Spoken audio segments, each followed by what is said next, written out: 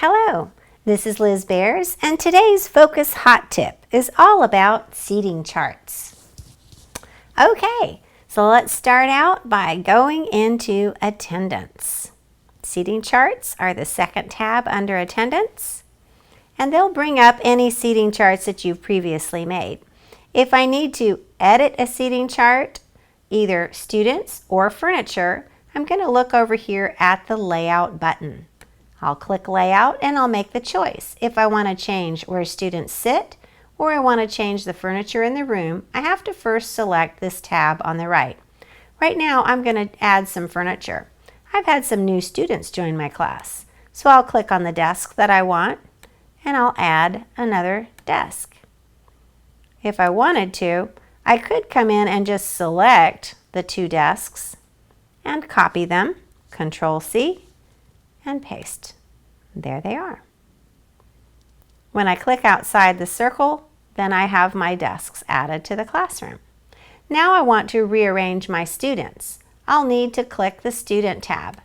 Remember, I'm in Layout, which also means Rearrange, and I have my students currently seated here. When I click on Quick Seat, it's going to rearrange them into another order. It will take into account whether my students are talkative or whether or not they need to sit at the front of the room. If I don't like the way this is organized, I can grab them and move them as long as I'm in layout mode. This one I think is too far back by themselves, so I'll give her a partner to work with. And once I'm done, then I will need to click Save. The Save button will go red anytime you've made any changes. So now I've adjusted the layout of both furniture and my students, and I'm ready to create another chart. Sometimes we like to seat students a different way when there is a test coming up, and this is a good opportunity to create a new chart. I'll click on the Chart button and I'll choose New Chart. I'll need to give it a name, and this is my test layout. And I'm going to leave it in a grid form. I can still move it, or I can copy the previous layout. But I'm going to choose a different form and ask my students to move their desks. Where is the front of the room? It will be at the bottom. And how many rows will I need? I'll have 4 rows and 4 columns. Once I've got everything looking like I want it, I'll create the chart. See, it's very rigid looking this way. So making sure that I'm in layout and that I've clicked furniture, now I can grab some of these rows by highlighting and moving.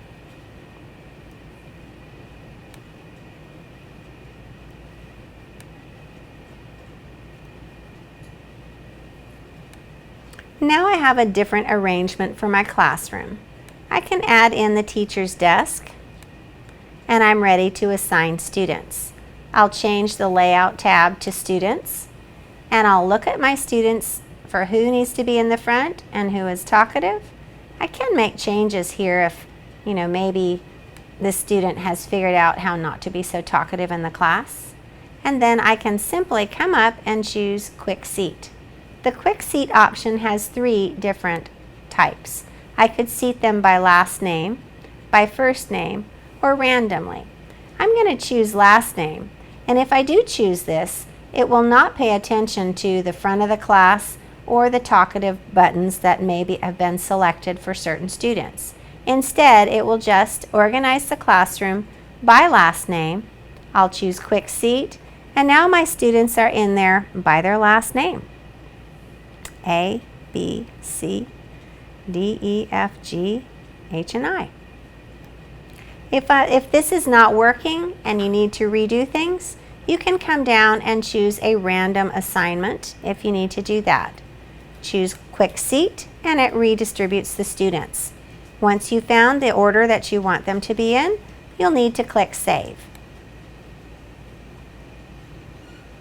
Now that I've organized my layout of my classroom and assigned students as it should be for the test layout, I can take attendance and choose those. It's automatically marked for present, but I can choose those who were tardy and click on their name, and those who were absent. click on there. If I want to see this in the list form, I can switch back and forth between list and seating chart over here on the right. It says I haven't saved the attendance yet, so if I leave this page, I have not submitted my attendance. It will be important that I save before I switch to the list page. And there you have it. One student who was absent and one who was tardy. I'm looking at it in list form. If I think I might need to go back and do something else with attendance later, then I would click if you're not finished. That will allow me to see the icon on my portal page that says I still need to take attendance for this class.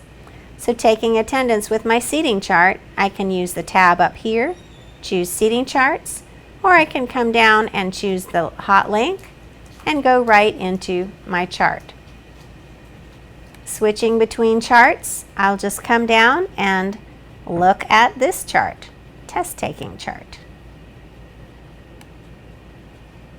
I'm already set up in the layout mode, but if I want to take attendance with this one, I switch it to assign and continue as before.